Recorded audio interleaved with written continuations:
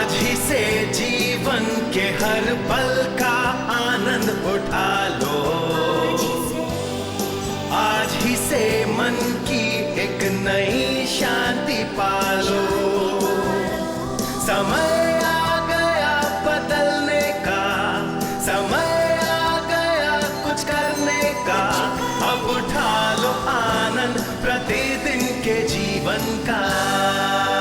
मेरी आज की शिक्षा का शीर्षक है संसार की सबसे छोटी बड़ी समस्या। आप कहेंगे कैसे सबसे छोटी और सबसे बड़ी हो सकती है?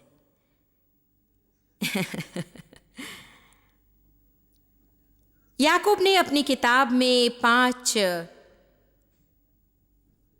बातें बताई जिसमें 5 अध्याय शामिल हैं।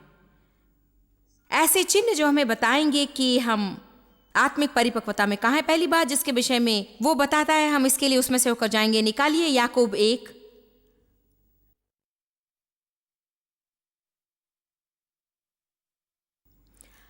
पद 2। हे मेरे भाइयों, जब तुम नाना प्रकार की परीक्षाओं में अपरखे जाने में पड़ो या उसका सामना करो तो इसे पूरे आनंद की बात समझो,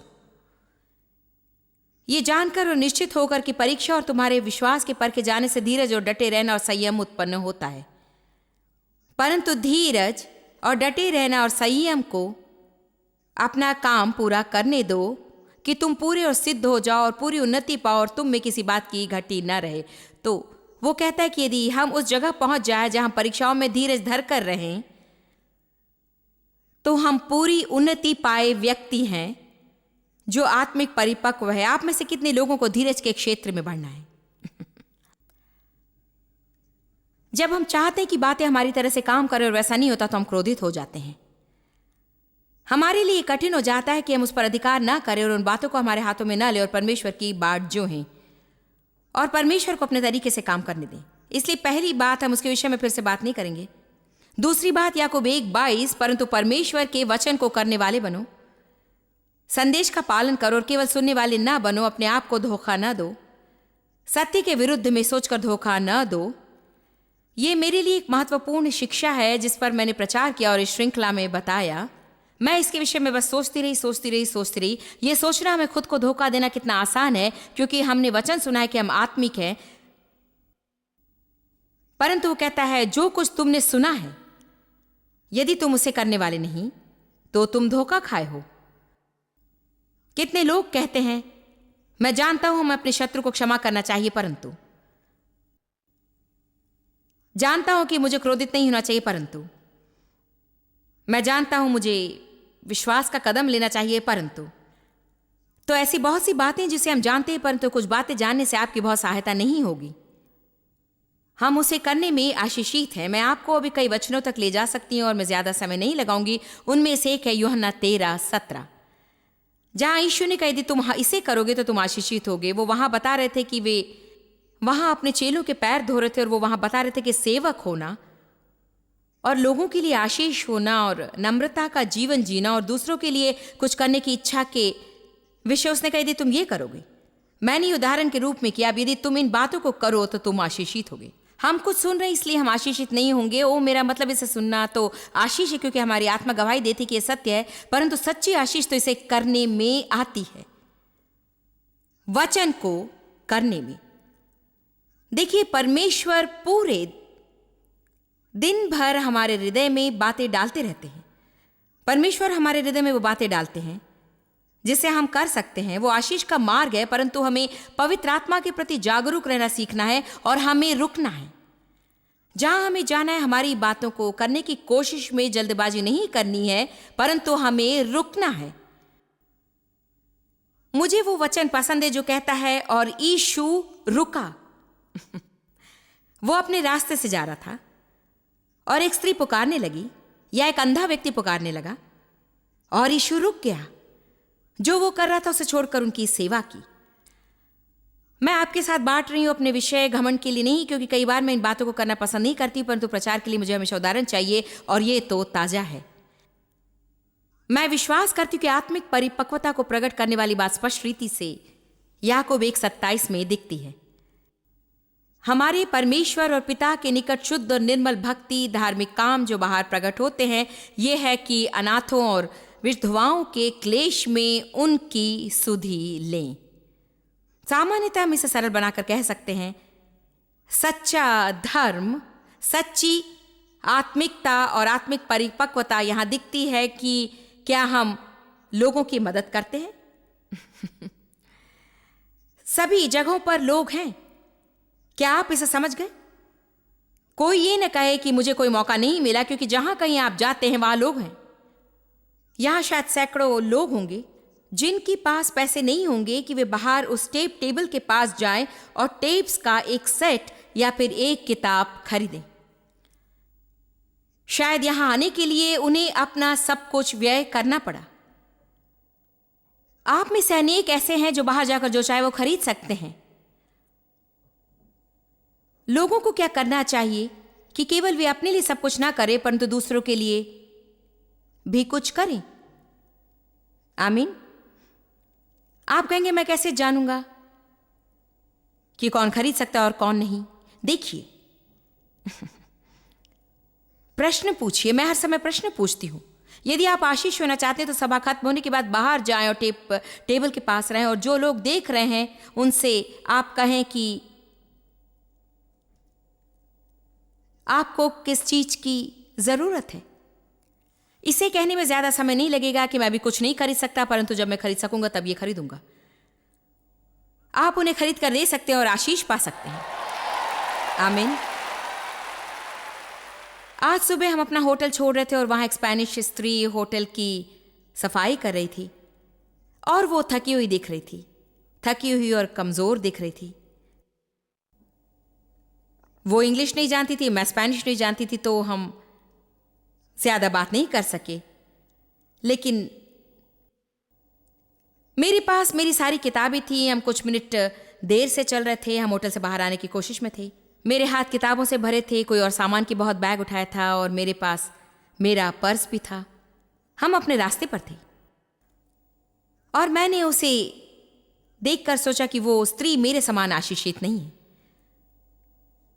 जो मेरे पास है वो उसके पास नहीं है। मुझे उसे कुछ पैसे देने की इच्छा हुई तो मैंने अपनी वस्तुएं नीचे रख दी। देखिए, आपको इसकी जरूरत नहीं, मैं आपको ये बता रही हूं, मैं आपको विचार देने की कोशिश कर रही हूं। मैं विश्वास करती हूं कि ये बातें हमारे जीवन में आशीष लाएंगी। मैं ये विश्वास करती हूं जब कभी हम आशीष होने के मौके को छोड़ देते हैं, तब जो परमेश्वर हमारे जीवन में करना चाहते हैं उसे हम चूक जाते हैं। मैं सोचती हूं कि वो तो स्वार्थी लोग बहुत ही दुखी होते हैं। सच्चाई तो ये है कि मैंने अब तक इसके विषय में नहीं सोचा था, परंतु आज सुबह मैं जो अच्छे से हंसी, शायद ये उसका कारण हो सकता है। आमीन। निश्चय ही आप जानते, यदि आप टीवी में देख रहे हैं या यहां देरी से आए हैं और क्या हुआ ये आपने नहीं देखा आराधना के समय में, मैं हंसी जो कि मेरे अंदर से आ रही थी, जो 5 मिनट तक रही, मेरा मतलब वो गहरी थी।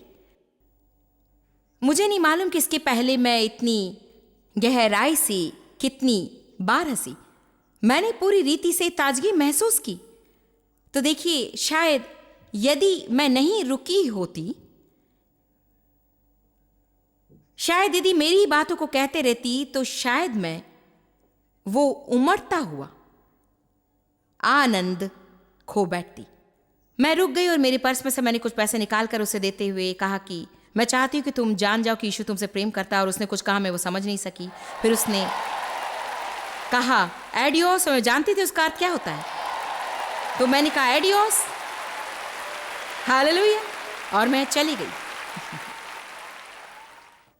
एक बार और आप गलत ना समझे, मैं जानती हूं कि जो कुछ हमने किया उसे लोगों को बताना नहीं चाहिए। बाइबल कहती है कि गुप्त में दे। मैंने आपको इसलिए नहीं बताया कि आज मेरे विषय में अच्छा सोचे। मैं तो जब हम कर सकते हैं उसका उदाहरण आपको दे रही थी। कृपया आत्मिक परिपक्वता स्वार्थ और स्वकेंद्रित होना नहीं है।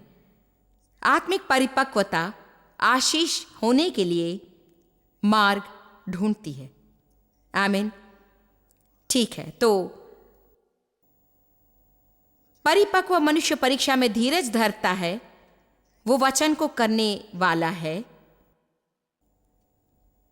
याकूब 4:1। पहले 2 वचन, तुम में लड़ाइयां और झगड़े कहां से आ गए? क्या उन सुख विलासों से नहीं जो तुम्हारे अंगों में लड़ते भिड़ते हैं? तुम दूसरों की चीजों की लालसा रखते हो और तुम्हें मिलता नहीं है तो तुम हत्या और डाहा करते हो। तुम्हें इसलिए नहीं मिलता कि तुम मांगते नहीं। तो सामान्यतः हमने कल इसके विषय में बात की और वो कहता है कि लोग बस वस्तुएं चाहते हैं, इसलिए वे झगड़े से भरे हैं और लड़ रहे हैं और बहस कर रहे हैं। लोगों के पास जो है उसमें वे संतुष्ट नहीं है, वे दूसरे लोगों से जलन रखते हैं। मैंने कल ये बात स्पष्ट बता दी थी कि जब आप कुछ चाहते हैं, परमेश्वर आपके सामने से बहुत से लोग भेजेगा जिनके पास वो सब कुछ होगा जो आप चाहते हैं। और ये परीक्षा है। हमने पहले भी परीक्षा के विषय में कहा, परीक्षा में सफल नहीं हुए तो आपको दोबारा लेना होगा। जिन लोगों के पास वो है जो हम चाहते हैं, उन लोगों के लिए जब तक हम आनंदित ना हो तब तक हम उसे नहीं पाएंगे। आमीन। याकूब 5 पहले कुछ वचन धनी लोगों के विषय में बात करते हैं और उन लोगों से कैसे व्यवहार करना है। एक क्षेत्र के विषय मैंने कल बात नहीं की, परंतु आज कहना चाहूंगी। वचन 4 कहता है, देखो जिन मजदूरों ने तुम्हारे खेत काटे, उनकी वो मजदूरी जो तुमने धोखा देकर रख ली है चिल्ला रही है। परमेश्वर धनी लोगों से एक बात कहता है, यदि तुम व्यापारी हो या तुम्हारे पास कर्मचारी हैं तो अच्छा है कि तुम उनसे अच्छा व्यवहार करो और तुम उन्हें सही तनख्वाह दो।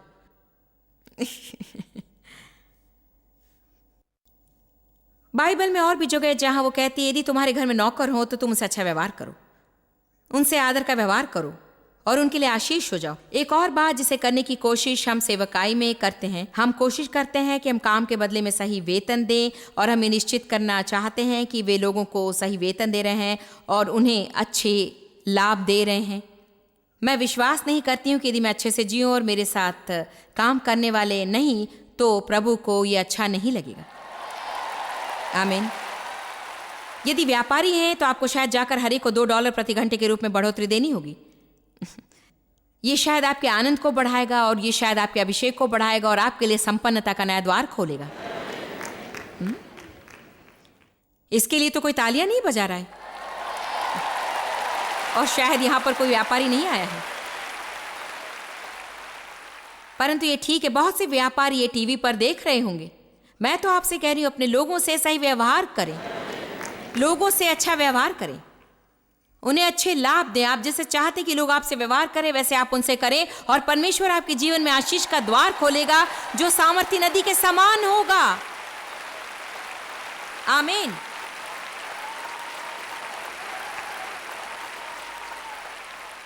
फिर याकूब ने वो कहा जो आज हमारे संदेश में है। याकूब 1:26, यदि कोई अपने आप को भक्त समझे परंतु मुंह में लगाम ना लगाए।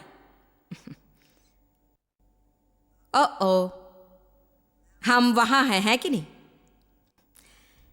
याकूब अध्याय 3:2, इसलिए कि हम बहुत बार चूक जाते हैं और कई बातों में चोट खाते हैं। जो कोई वचन में नहीं चूकता है, जो कोई गलत नहीं बोलता है, वही तो पूरी उन्नति पाया है। एक सिद्ध मनुष्य है और वो पूरा परिपक्व है और वो सारी देह पर भी लगाम लगा सकता है और स्वभाव को नियंत्रित कर सकता है। बाप रे! वो कहता है जो कोई अपने मुंह पर नियंत्रण रखता है और गलत नहीं बोलता है, वो अपने जीवन की हर बातों पर नियंत्रण कर सकता है। तो ये हमें बताता है कि नियंत्रण करना कितना कठिन है।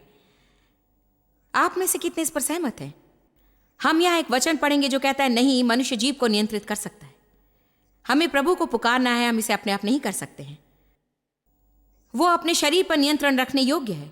तो ये वचन सच में कह रहे हैं कि यदि आप अपनी जीभ पर नियंत्रण कर लें तो भविष्य पर नियंत्रण करेंगे।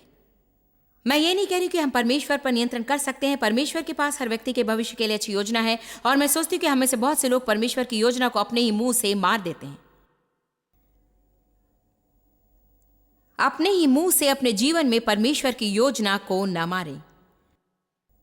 परमेश्वर के पास यिर्मयाह के लिए योजना थी और जैसे उसने यिर्मयाह को वो बताया तब यिर्मयाह कहने लगा मैं ये नहीं कर सकता, मैं तो छोटा हूं, मैं ये नहीं, मैं वो नहीं। परमेश्वर ने कहा वो मत कहे। प्रभु नहीं चाहता था कि यिर्मयाह उसकी योजना को मार डाले।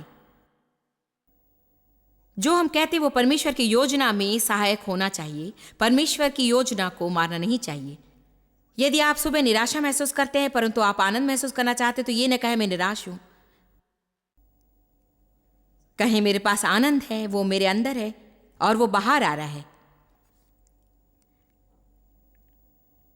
हम ये बताना चाहते हैं कि हम कैसा महसूस कर रहे हैं। मैं महसूस करती हूं, मैं महसूस करती हूं, मैं चाहती हूं, मैं चाहती हूं, मैं सोचती हूं, मैं सोचती हूं, मैं चाहती हूं और मैं सोचती हूं, मैं सोचती हूं।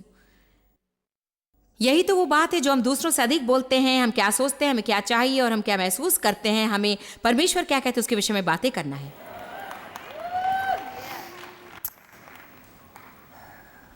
याकूब 3:1। आप में से कितने लोग वचन को किसी न किसी रूप में प्रचार करते हैं? ठीक है, तो चेतावनी के लिए तैयार हैं। हे भाइयों, तुम में से बहुत उपदेशक ना बने,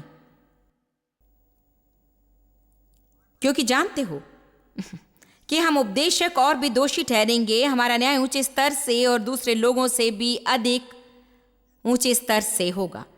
इसीलिए हम बड़ा लेखा देने वाले और बहुत बातों के दोषी ठहरेंगे।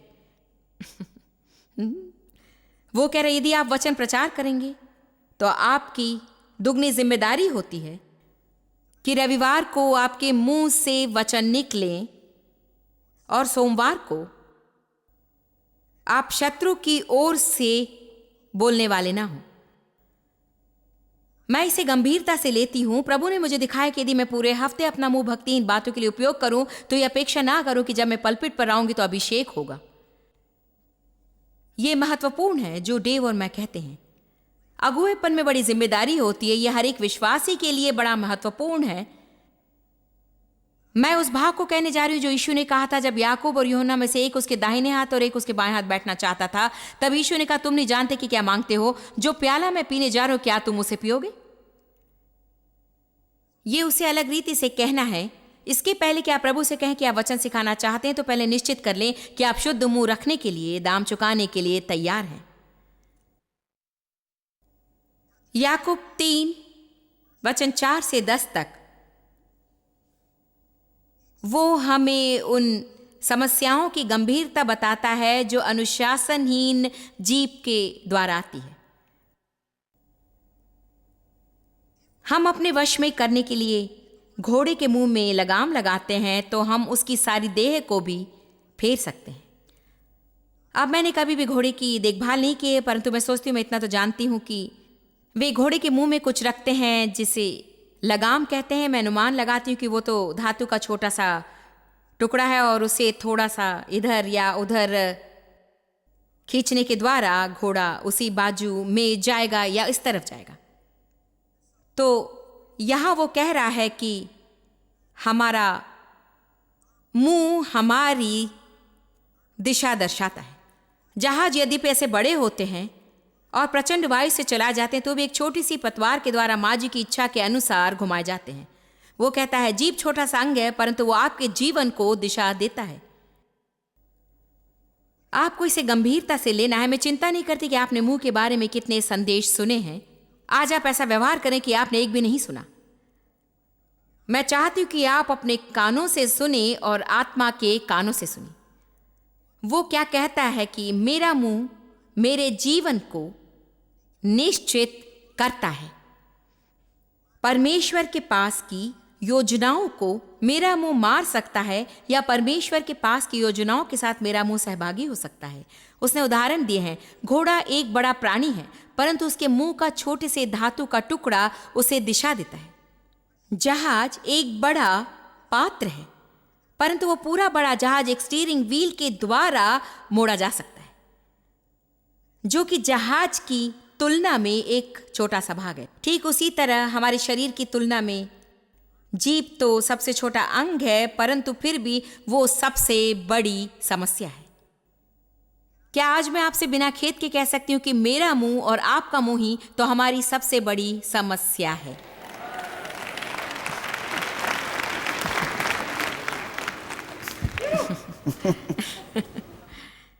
समस्या धन नहीं है, समस्या लोग नहीं, हमारी नौकरी नहीं, वो संसार नहीं। हमारी सबसे बड़ी समस्या हमारा मुंह है। वचन 5 वैसे ही जीभ भी एक छोटा सा अंग है और बड़ी बड़ी डींगे मारता है। देखो थोड़ी सी चिंगारी से कितने बड़े वन में आग लग जाती है। एक चिंगारी, इस उदाहरण को समझ लें। एक चिंगारी ने यहां हजारों और हजारों जगह को जला दिया होगा। वो इसी उदाहरण का उपयोग हमारी जीभ के लिए कर रहा है। एक छोटा सा शब्द, क्या आप जानते कि वो शब्द संबंध तोड़ सकता है, जोड़ सकता है? क्या आप ये जानते हैं? शब्द ही संबंधों की मुख्य बात है, वही निश्चित करते हैं कि संबंध अच्छे होंगे या बिगड़ जाएंगे। शब्द ही तो संसार में सबसे बड़ा अंतर लेकर आते हैं। जो अद्भुत है कि लोग, हम उनसे कैसे बात करते हैं उसके आधार पर हमें देखते हैं। आदर के क्षेत्र में आज बहुत बड़ा नुकसान हुआ है।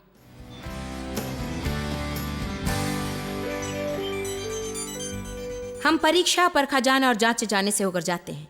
हमारी सबसे बड़ी समस्या तो अपने मुंह पर नियंत्रण करना है। हम क्या कहते हैं उसके विषय में हमें सावधान रहना चाहिए। किसी न किसी दिन हम अपने कहे बुरे शब्दों के लिए लेखा देंगे।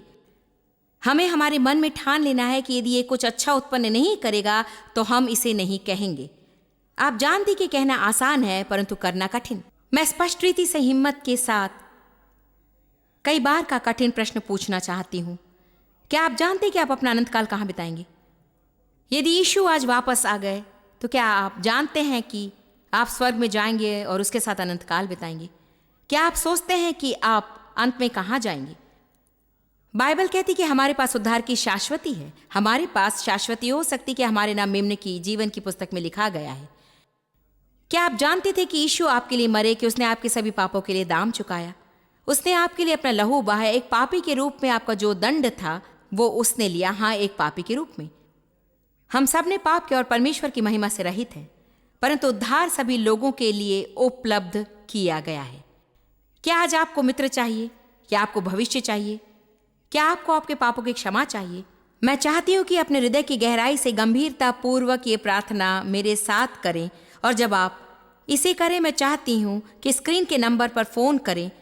हमारे ऑपरेटर आपके साथ थोड़ी और प्रार्थना करेंगे और हम आपके हाथों में कुछ साहित्य देना चाहते हैं जिसके विषय में हम विश्वास करते हैं कि आपके लिए आशीष होगा और आप अपना नया जीवन यीशु के साथ शुरू कर सकते हैं। यदि आप सच में यह समर्पण करना चाहते हैं कि आप जीवन भर प्रभु की सेवा करेंगे तो मेरे साथ प्रार्थना करें। कहें, पिता परमेश्वर, मैं तुझसे प्यार करती हूं। यीशु, तुझ पर मैं विश्वास करती हूं। विश्वास करती हूं कि तू मेरे पापों के लिए मरा। मैं विश्वास करती हूं कि तूने मेरे लिए अपना लहू बहाया। मैं पापी हूं,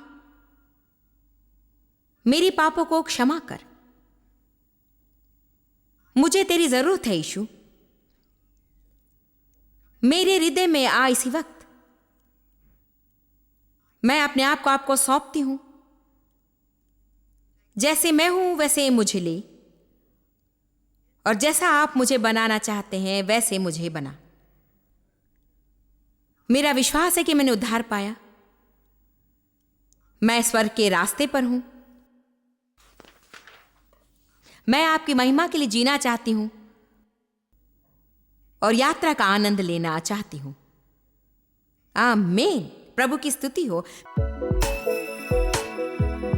आप जितना जानते हैं उससे भी अधिक आप हमारे लिए जॉइस मेयर मिनिस्ट्रीज एशिया में महत्वपूर्ण है। हम आपकी सराहना करते हैं। आप सौभाग्यों का धन्यवाद देते हैं कि इस संसार भर की सेवकाई को आप सफल कर रहे हैं। एक साथ हम भूखों को भोजन, गरीबों को कपड़े दे रहे हैं और पूरे संसार में सुसमाचार प्रचार कर रहे हैं। हमसे आज ही संपर्क करें या लॉग करें jmmindia.org। अपने प्रार्थना निवेदन भेजें।